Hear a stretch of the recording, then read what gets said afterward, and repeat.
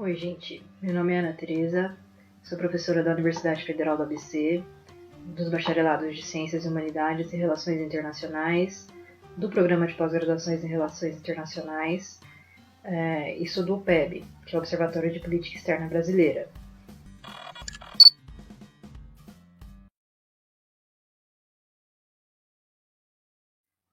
Nesse vídeo de hoje eu vou falar sobre relações Brasil-China em tempos de pandemia. Então vocês devem ter acompanhado que nas últimas semanas uma crise diplomática foi fabricada nas relações Brasil-China. Enquanto o mundo todo tenta se aproximar da China para conseguir insumos, ajuda para combater o Covid-19, o Brasil parece que está indo na contramão. Então essa crise começou nas primeiras semanas de março, com aquele tweet do Eduardo Bolsonaro culpando a China pela pandemia do Covid-19.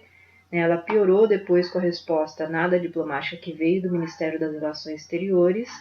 Ela deu uma estabilizada quando o Brasil acatou a participação da Huawei no leilão do 5G, que vai ocorrer aqui no Brasil no fim do ano. Mas ela depois piorou de novo quando partes do governo brasileiro, personagens importantes do governo, continuaram atacando a China pelas redes sociais.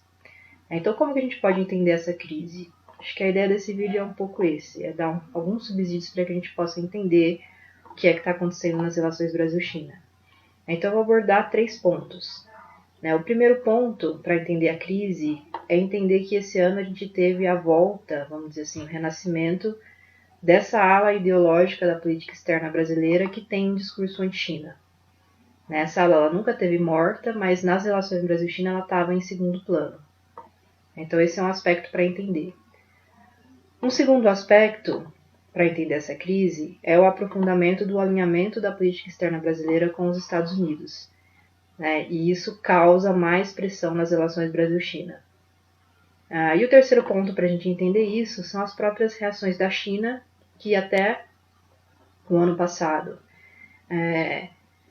não falava pública e amplamente sobre essas declarações anti-China do governo. Ela meio que terceirizava a defesa dela para outros grupos dentro do governo, e agora ela se vê, por conta dos ataques que ela vem sofrendo, obrigada a rebater diretamente isso com todos os riscos que isso pode causar.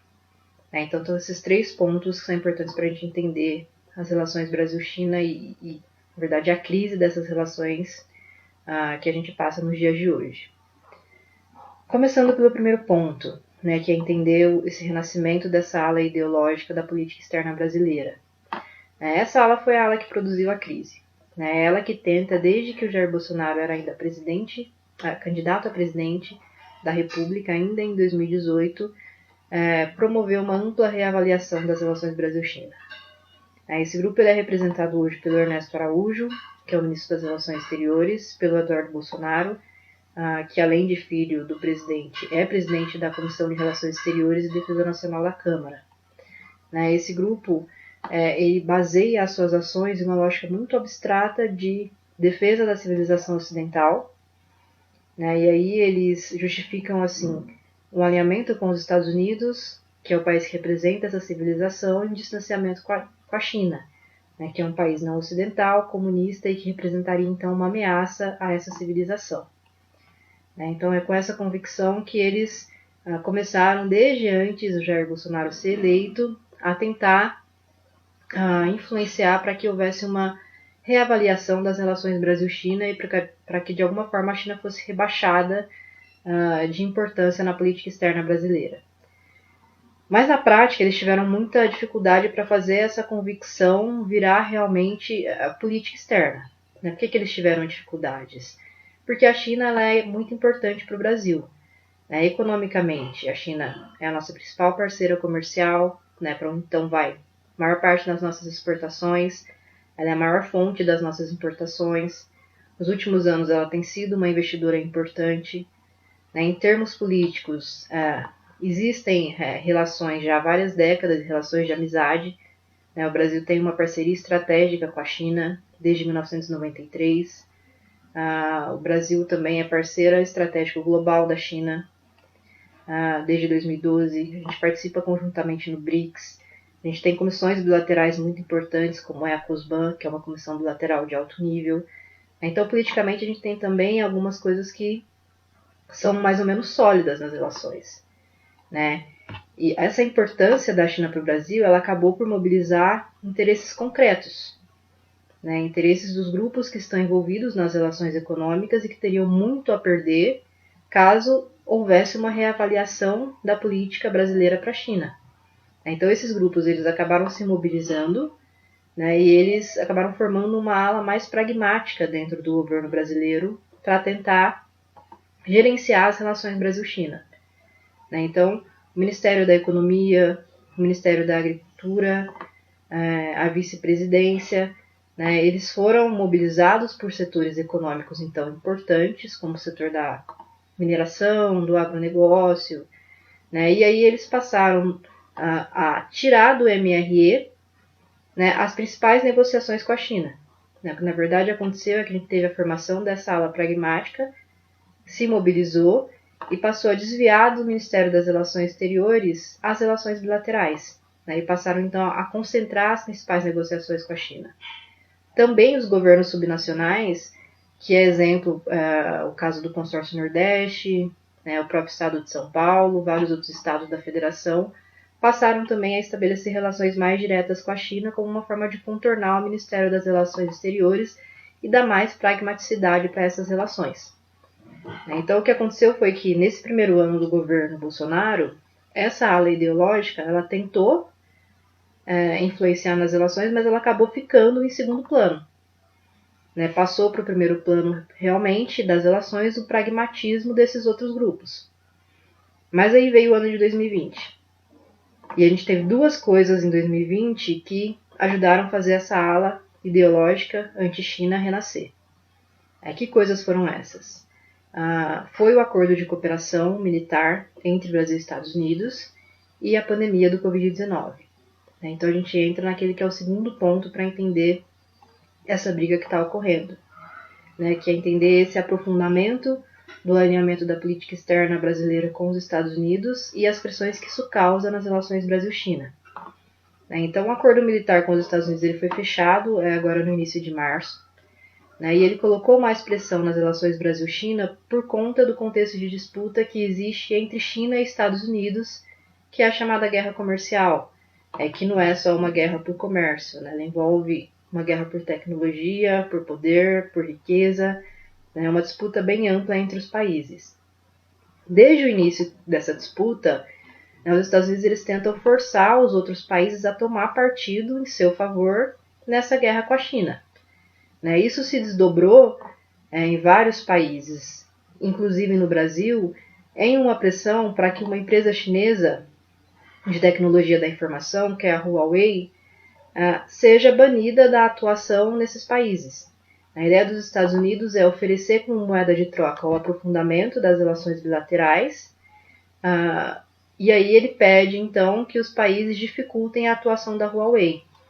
A Huawei é uma empresa chinesa de tecnologia da informação, é uma das únicas empresas do mundo, uma das poucas que domina a tecnologia 5G, que é essencial para essa nova revolução industrial, da indústria 4.0, e um dos objetivos dos Estados Unidos na disputa com a China é evitar que empresas chinesas obtenham domínio sobre padrões tecnológicos que vão ser importantes para o futuro.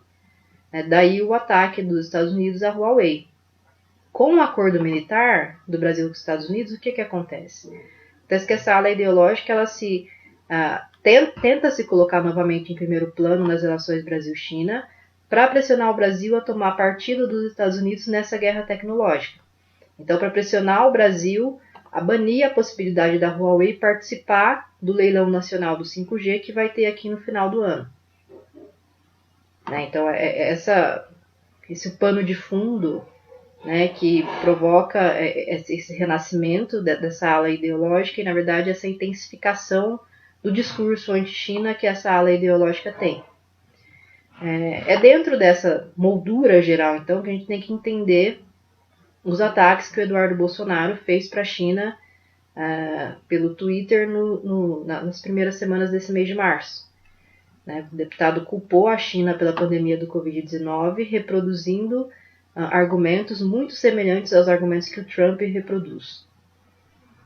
E ainda é nesses marcos que a gente tem que compreender a gestão problemática que o Ministério das Relações Exteriores fez, que em vez de pedir desculpas para a China pelos ataques do Eduardo Bolsonaro, né, o MRE, na verdade, exigiu uma retratação da embaixada chinesa por um outro conteúdo que ela tinha compartilhado no Twitter.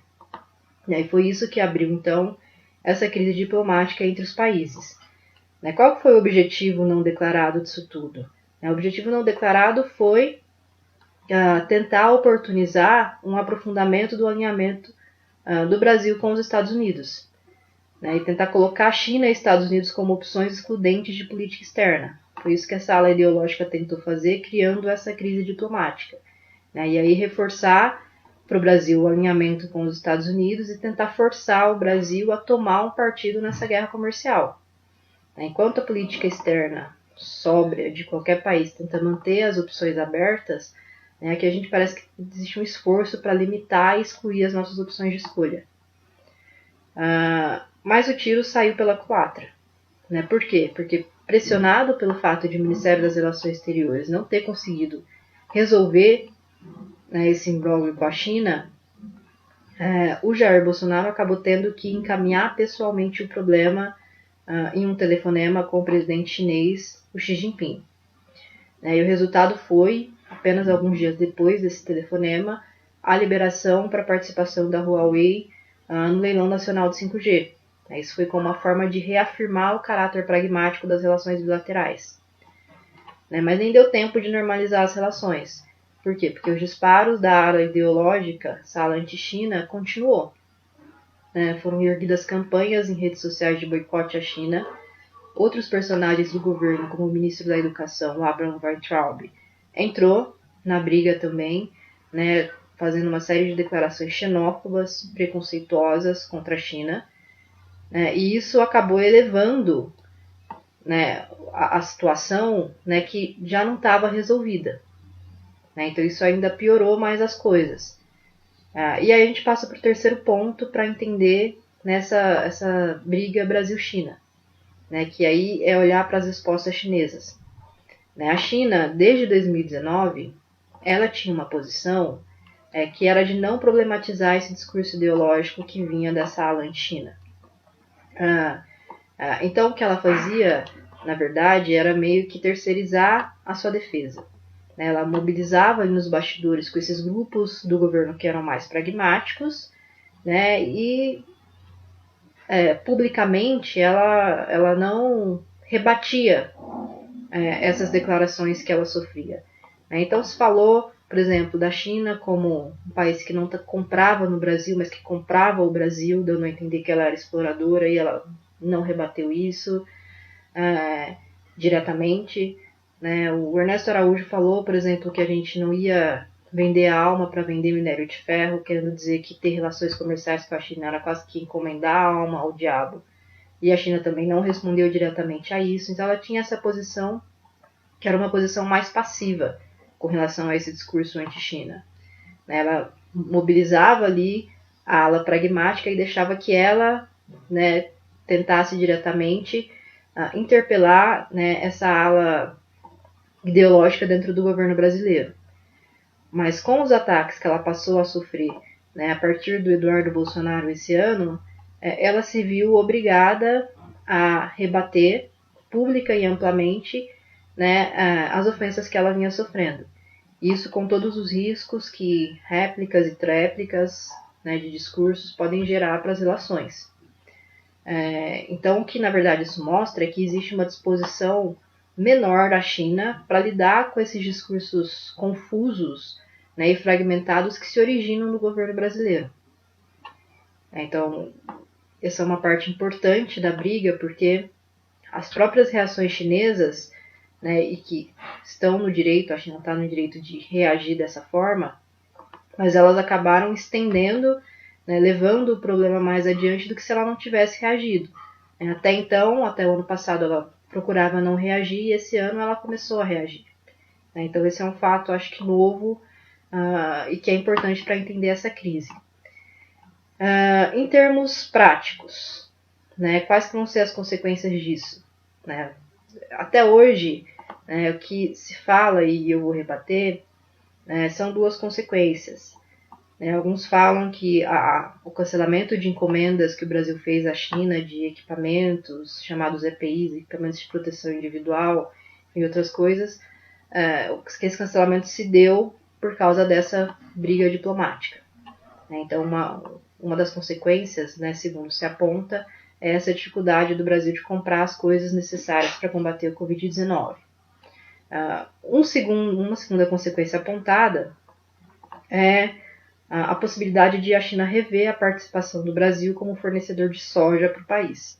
Então, o Brasil é um dos maiores fornecedores de soja da China, e alguns apontam para essa possibilidade de essa posição ser revista. Nenhum desses dois aspectos, a gente pode dizer que nesse momento a gente pode afirmar que eles são verdade. Primeiro porque o que existe hoje é uma demanda imensa por insumos e equipamentos para o combate ao Covid-19, e essa demanda imensa tem causado uma luta no mercado internacional de vários países para conseguir comprar esses equipamentos e esses insumos. Então, o fato de as encomendas serem canceladas se devem aos outros países que têm uma força econômica e logística maior que a do Brasil para garantir essas compras. E isso não dá para culpar a China. A China, inclusive, tanto ela diretamente como as empresas estatais chinesas, algumas empresas chinesas que atuam no Brasil, já fizeram doações e têm tentado, na medida do possível, ajudar no combate ao Covid-19. Então, esse argumento ele não é verdade, de apontar ele como consequência. A segunda coisa que é falar sobre o Brasil como fornecedor de soja da China e que a China poderia rever isso, o que na verdade acontece é que desde o ano passado a gente sabe que a trégua na guerra comercial entre a China e os Estados Unidos ia fazer com que a China voltasse a comprar mais soja dos Estados Unidos. Isso é uma coisa. Mas o Brasil vai continuar a ser um fornecedor de soja muito importante para a China. Vai continuar a ser dos maiores, porque até nem tem como substituir o Brasil, fornecedor do tamanho do Brasil. O fato é que a China não interessa deixar que essas coisas que estão acontecendo, que elas impactem de uma forma concreta nas nossas relações, principalmente nas relações comerciais. E ao Brasil também não deveria interessar isso. Acho que para o futuro, para entender como que vai ser a evolução disso, a gente tem que olhar para essa ala pragmática, que existe dentro do governo, que é uma ala que quer ver as relações Brasil-China de forma mais prática, e ver se ela vai conseguir retomar o primeiro plano das relações entre os países e jogar de novo para o segundo plano essa ala ideológica, e ver também a forma como a gente vai encontrar para compatibilizar esse maior alinhamento com os Estados Unidos com a necessidade de manter boas relações com a China. Então é isso que a gente tem que olhar para o futuro. Bom, acho que hoje era isso. Tchau.